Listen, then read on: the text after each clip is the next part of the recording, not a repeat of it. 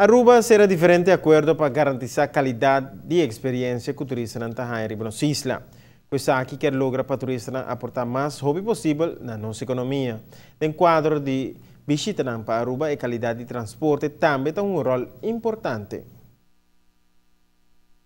Recientemente anunciado en media que desde promedio de junio próximo, compañía de Hur Auto lo conoce un manejo nuevo para lo que se trata juramiento de auto.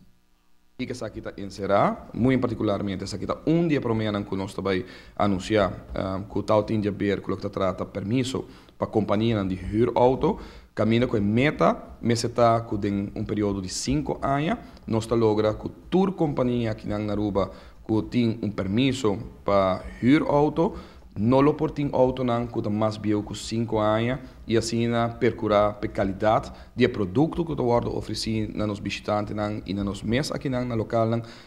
está conforme o manejo que nós está ponendo para diante.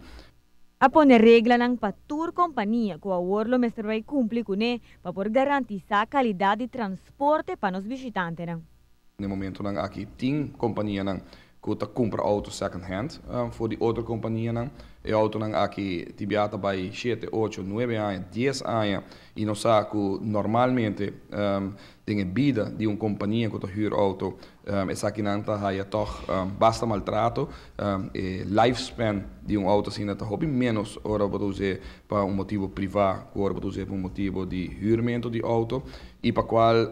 parte de decisão que agora tomada que no momento que permisso novo agora pedir para o que se trata companhia de auto de huur, essa aqui tamará na condição que não por começar a companhia com auto na segunda mão, e não por começar a companhia usando auto já existente, sino que meseta auto novo, de dois está que no momento que a companhia tem permisso acaba, pero pede para uma extensão de uma quantidade de auto, também essa aqui tamará que não meseta auto novo. E de 3 está que no momento que você extender vergunning que já acaba botin para certa quantidade de auto, que ora é essa que não está condicionar, que em todo caso não porta mais que tanto aí biel e que não porta auto não que tem que da segunda mão ou que tem certo defeito na maneira que antes não estava controlar.